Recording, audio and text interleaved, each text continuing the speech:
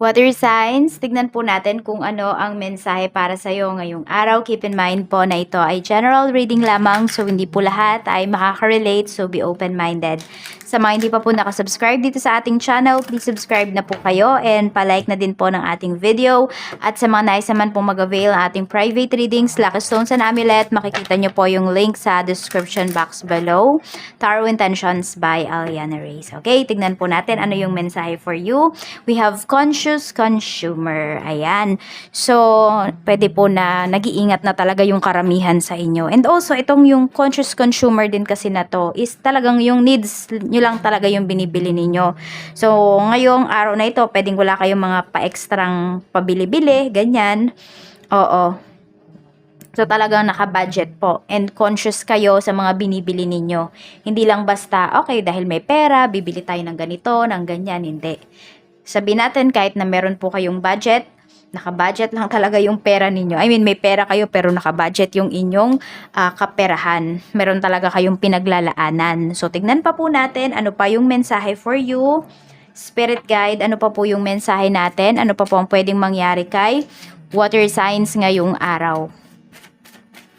Meron tayong celebrations. Ayan. So, yung iba po sa inyo, could be meron yata kayong celebrate or yung iba ba, namimili na ba kayo ng mga ng mga ihahanda ninyo sa Pasko, sa New Year, ganyan. So, pwedeng meron dito inuunti-unti nyo na. Yan. Kasi, parang inaasahan nyo na talaga natataas yung mga bilihin. Kaya yung iba po sa inyo, pag may extra naman talagang pera, yun, inuunti-unti nyo na siya para hindi rin mabigat sa bulsa. Pero ito mukhang meron kayong pinaghahandaan dito na isang celebration. Water signs. Happy birthday, Scorpio. So, kung di nyo pa po napapanood yung inyong video, Happy birthday, Scorpio. If I'm not mistaken, yun yung title nun. Naka-upload na po yan dito sa ating channel. Last month pa, October pa lang naka-upload na yun if I'm not mistaken din. Hindi ko na alam kung kailan ko ba yun in-upload. So, ayan, we have intention, self-love, creation. Okay, so meron kayong isi-celebrate. Actually, ito naman, pwedeng hindi naman kayo maghahanda. Kung hindi talagang satisfied lang kayo sa mga pangyayari sa life ninyo ngayon, masaya kayo, and pwede naman yung celebration, could be ititreat nyo lang yung inyong sarili, or ititreat nyo yung sarili nyo, pagkain, magpapaspa yung iba sa inyo, basta parang ipapamper ninyo yung inyong sarili. So, tignan natin, we have detachment, cold, okay, meron din kayong mga iniiwasan na tao ngayon. Actually, parang madalas lumalabas yung energy na to ngayon. So, pwedeng natututunan nyo na po talaga kung paano ba mag-detach sa mga bagay, sa mga tao, na hindi naman po talaga nakakabuti sa inyong kapakanan.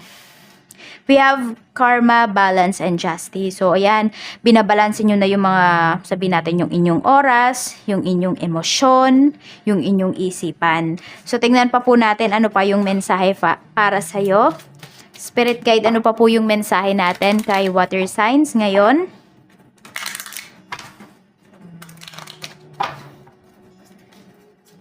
Mayroon tayo ditong, ayan, a blessing on the senses that give the world to you. So, ayun nga po. You are aware. Nagiging aware ka talaga dito sa mga bagay na dapat mo lang pagtuunan ng pansin at yung mga hindi dapat. So, hindi lang pala to sa bagay, sa tao, even nga din ito sa pagkain mo. Ayan, sa mga ini-intake mo, water signs, nagiging aware ka na talaga. Or sabi natin, aware ka naman before, kaya lang pwedeng hindi ka talaga strict pagdating sa sarili mo. So, nakikita ko sa'yo dito, mas may disiplina ka ngayon. A blessing on your boundaries. Ayan. So, kung meron man ngang kaganapan, yan, yung iba sa inyo, meron man kayong isi-celebrate, pwedeng iilan na lang talaga yung iimbitahan ninyo. Or alam nyo na kung sino ba yung mga iimbitahan ninyo at saka sa mga hindi. Yung mga totoo sa inyo at saka yung mga hindi totoo. Yan, no? A blessing to find the truth. Okay. So, actually, yung katotohanan naman talaga is bitter yan eh. Diba? Bitter truth. Hurtful. 'Di ba hurtful yung yung katotohanan. Kaya lang kasi nakikita ko sa iyo, mas gusto mo na malaman na yung katotohanan kaysa naman binibilog yung ulo mo paunti-unti, ganyan. So yung iba sa inyo ito, malalaman nyo talaga yung katotohanan, yung intensyon ng isang tao towards sa inyo ngayong araw. Or kung meron kayong hinihintay dito na news, ayan po, a blessing for a mother. So hindi ko alam kung nasa malayo ba yung mother mo, water signs, or could be kayo po yung nasa malayo. Pwedeng merong umaasa dito ngayong Pasko is magkakasama-sama kayo or magse-celebrate nga kayo together.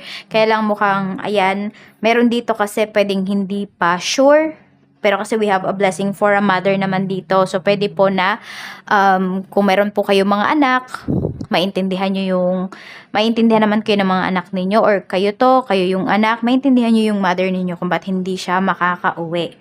Kasi meron dito nakikita ko, parang feeling ninyo, iniiwasan kayo, ganyan. Hindi naman po. Siguro meron lang talagang malalim na dahilan. At, kunwari, nasa malayo nga, hindi pinayagan ng boss. A blessing for a fresh start. Okay, so kung meron po ditong nagkatampuhan na magnanay ngayong araw, so ngayong araw na ito ay yun, magkakaroon ng mari-release na kasi yung nararamdaman. So masasabi nyo po yung nararamdaman niyo towards sa isang tao, kung mother mo man to or anak mo man ito. So, magkakaroon ng umpisa ulit, or siguro sabi natin, back to zero ulit yung relationship ninyo. Pero mas okay na to kaysa naman walang nangyayari doon sa relasyon. Ayan. So, merong bagong simula na naghihintay sa inyo dito na magnanay. Check po natin ano pa yung mensahe pagdating naman po sa trabaho. Spirit guide, pagdating naman po sa trabaho, kamusta po si water signs ngayong araw na ito? Kamusta po si water signs? We have 9 of summer. So, ayan po ang ganda ng energy pagdating po dito sa inyong trabaho. Lahat umaayon sa inyo. Lahat umaayon sa plano ninyo. Water signs. Kahit sabihin natin, kung hindi man ikaw yung boss dito sa trabaho, pero alam mo yun, yung mga hiniling mo, nangyayari talaga siya. Ayan po. So, malakas kayong mag-manifest. Malakas kayong makaka-attract ng mga positive energies ngayong araw na ito. Pagdating sa trabaho, kaya parang smooth lang yung mga gawain ninyo ngayong araw na ito. We have justice pagdating naman sa negosyo. So, ayan po, review nyo po yung mga kaperahan ninyo, yung mga list, yung mga may tawag dyan inventory dyan sa inyong negosyo. Kasi ito mukhang meron kayong problema. Meron kasi kayong gustong tanggalin na yata dito sa trabaho ninyo. Dito sa negosyo ninyo, could be stuff yan, o kaya naman isang products na parang hindi na kayo uulit kasi pwedeng hindi nyo maibenta. Ganyan, basta matumal yung benta dun sa products na yon. So, pag-isipan nyo po, tignan ninyo kung ano ba yung mga bibilhin ninyo, ano ba yung i-restock ninyo pagdating dito sa inyong negosyo para tuloy-tuloy po yung kita ninyo. Ayan, para walang sayang, walang natetenga na puhunan. Pagdating naman po sa kaperahan, 10 of spring, so ayan, yung iba sa inyo is meron yata kayo dito. Hindi ko alam kung kayo ba yung lumalapit or kayo yung nilalapitan. So, meron naman po dito na makakatulong sa inyo. Yan, kung kayo yung medyo nahihirapan dito pagdating sa usapang pera. Yun nga lang kasi, ang mga tao naman sa paligid mo kasi, syempre, mas gusto nila, ikaw yung magre-reach out sa kanila kaysa sila pa yung magre-reach out sa'yo, lalo na kung ikaw yung may kailangan. So, ganun po talaga yon. Hindi pwede na dapat matuto silang makiramdam. Hindi. Kailangan matuto kang lumapit sa kanila. Matuto ka na magpakumbaba.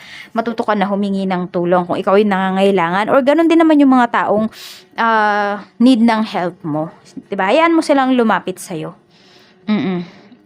Hindi yung ikaw lagi yung lumalapit sa kanila. Ikaw lagi nag-offer ng helping hand. Ganyan. Minsan kasi naaabuso ka din. Water signs. Pagdating naman sa love life mo, ayan, may mga bagay kayo dito na ile-let go talaga ng person mo. Okay, may bagong life experience. Merong bagong pace dito sa relationship ninyo, sa love life ninyo. So, ito, pwede kasi we have a blessing for a mother, hindi ba? So, meron dito kung nahihirapang magkaroon ng anak or nahihirapan kayong ayusin yung relationship mo sa anak mo. So, matutulungan ka dito ng partner mo, ng asawa mo. Yan po. So, may pagbabago dito. Ayan, the Empress. Pero more on, merong buntis dito or kakapanganak lang. Pwedeng kakapanganak lang or ito, matagal nasundan yung anak ninyo. So, ngayon mukhang masusundan na siya. Oo. So, alam mo yon, another experience na naman. Siyempre, iba yung na-experience mo dun sa panganay mo or sa pangalawa mo, iba din dito sa bunso. So, ayan po, makikita nyo talaga na, alam mo yun, kung gaano kakaswerte. Water signs. Okay, so, pwedeng may mabuntis dito. Kaya yung iba naman sa inyo, kung hindi naman kayo ready, hindi lang kayo physically ready, kung hindi rin kayo emotionally and also financially ready, so mag-iingat po kayo dito kasi may chance talaga na mabuntis or makabuntis kayo. Ayan. Kasi di naman lahat ng nanonood dito is babae lamang. So, ito po yung mga lucky numbers nyo. We have 7, 33, 25, 12, 12, 34, 3, 16, and number 8. Maraming salamat po at mag-iingat kayo always. Bye-bye, water signs!